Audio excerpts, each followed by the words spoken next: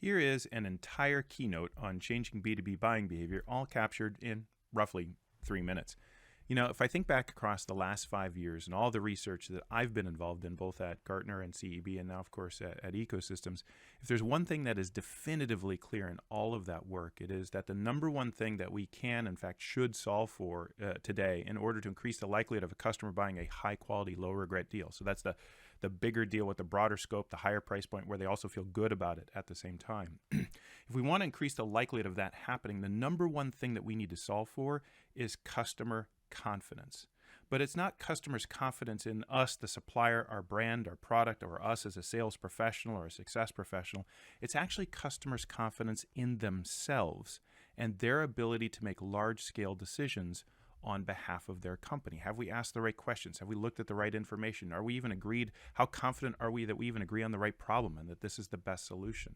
And if customers aren't confident in those kinds of dimensions of the purchase process or even of the decision process, they're ultimately going to choose not to choose. They're going to either embrace status quo, even if they want to change, or they're going to change in a very measured way and buy something very small.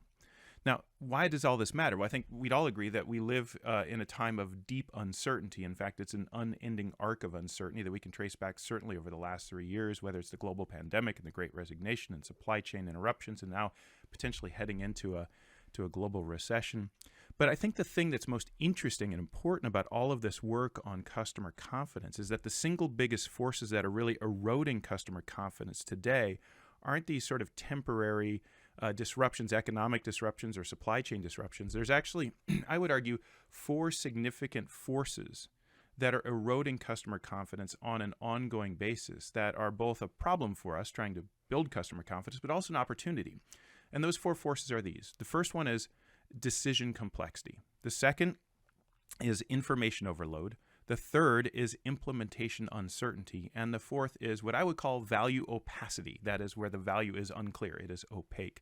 And for each one of these, there's a story to tell. The decision complexity idea is the fact that B2B buying decisions have become increasingly complex as more and more stakeholders have gotten involved in that purchase decision with competing priorities, competing metrics. I've talked about that in other videos as well.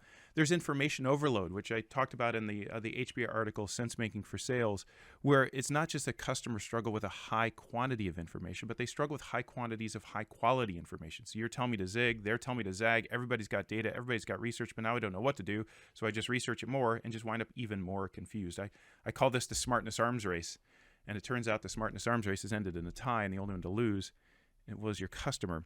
The third one is implementation uncertainty. My friend over at Gartner, Hank Barnes, has done a huge amount of work around customer confidence and the degree to which implementation uncertainty can deeply undermine customers' confidence in their ability to actually, implement that solution, and actually increases their regret for whatever they buy. And it's very interesting because much of that problem isn't really about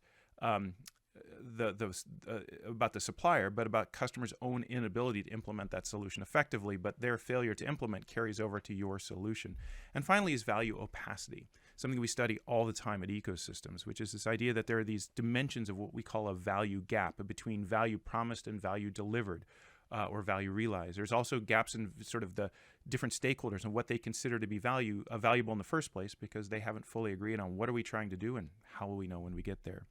All right, so how do we put all this together? Because this is the world we live in, right? So that we live in a world where decision complexity, information overload, implementation uncertainty, value opacity are all undermining customers' confidence in their ability to make large-scale decisions on behalf of their company, the number one driver of increasing the likelihood of that deal actually happening.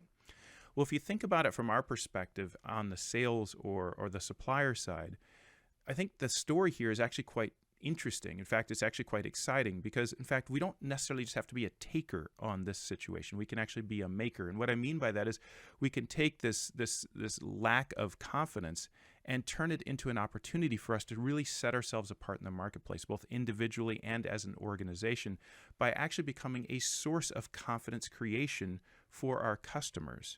And the way I think about it today is it's actually so different than when Challenger originally came out 10 years ago. You know, Challenger, and I still stand by that work, but Challenger is all about, providing your customers frame-breaking insights that change the way they think, not about you, but that change the way they think about their own business, new way to make money, save money, mitigate risk, and in ways they haven't fully appreciated. And I think that's still a critically important aspect of selling effectively. But I think about the single biggest opportunity to truly set yourselves apart today, however, it's probably less about frame breaking and more about what I would call frame making. I think our opportunity today is to really play the role of creating frameworks for our customers, a framework around decision making, or a framework around buying, if you will, a framework around information, a framework around implementation, and a framework around value to help them organize and analyze and prioritize their thinking. How do we buy? Who should we pull in? In what order? How do we get them on board?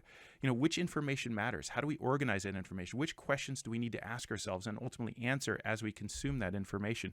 What are the very specific steps of implementation? In what order? How do we know when we get there? And what are the dimensions of value that will truly tell us whether or not we're succeeding? And how do we measure those? So if we can build a framework for decision making, for information, for implementation, for value, and play this role of frame maker and not just frame breaker, I think that's the way that you set yourself apart today, not just because you're approaching your customers differently, but because also you're solving for the number one thing that I think customers crave today, which is their belief not in you, but their belief in themselves and their ability to make large-scale decisions on behalf of their company. And I think if you're looking to stand out, that's the way to do it today.